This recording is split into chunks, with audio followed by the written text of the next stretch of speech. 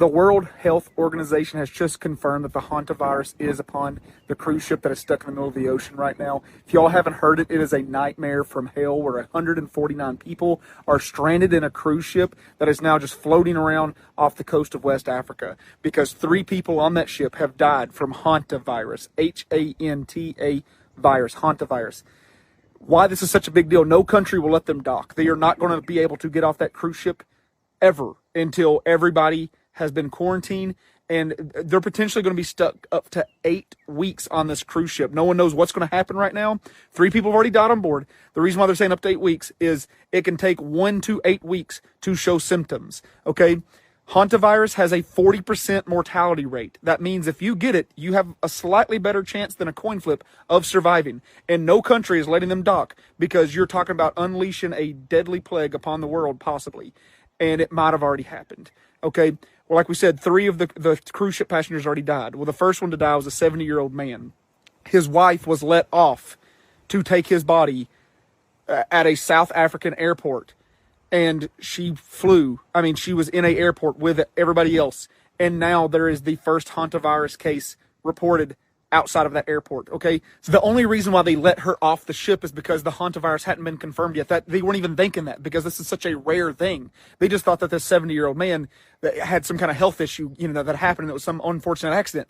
So they didn't realize it until it was too late. They'd already let her go. Signs can show within a week of contracting it, but it can take anywhere between 1 and 8 weeks to show any symptoms. And there's nothing they can do for you except put you on oxygen. We're talking 149 people from multiple different countries are just floating around in the ocean right now. And other passengers have been seen with symptoms, and crew members have been seen with symptoms. And here's what's scary about it, guys. In the past, hantavirus was supposedly only spread from contact with infected mice's feces or urine, okay? You could breathe in their feces or urine, you could touch it, then touch your self, but it's semen that it's passing person to person now. If the hantavirus truly is spreading person to person through physical touch, because they said it's not airborne, it's physical touch, person to person, then we are talking that we are going to have something worse than COVID on our hands, and that's why they can't let those people dock. As cruel as that sounds, they can't let those people dock. I mean, you're talking about, it already might be too late from that lady who went to the airport. But luckily, since hantavirus is mainly from physical touch, hopefully she did not touch anyone, and they now have her quarantined, and they're sending out this big list of saying, hey, if you were in this airport or in connecting flights to this airport, which is like over 10,000 people, that you need to quarantine yourself for the next 1 to 8 weeks. And they're trying to track all those people down right now, but you can imagine how difficult and impossible that would essentially be. Okay, we're going to keep, looking at this.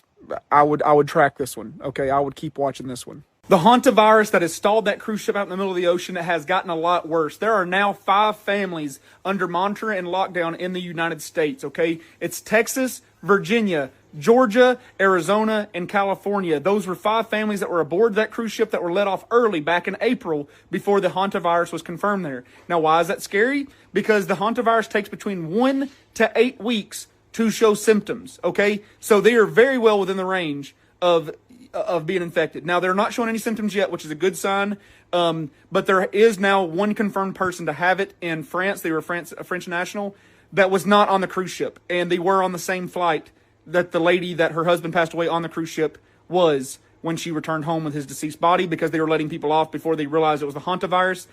This is the same virus that actually killed Gene Hackman earlier this year. And guys, you guys are getting really upset saying it can only spread from rodent to human. There is a specific strain that can, once it spreads from rodent to human, can go human to human by physical touch. And they believe that is what strain this is, okay? So Gene Hackman and his wife actually passed away from the hantavirus that could not, transfer from human to human.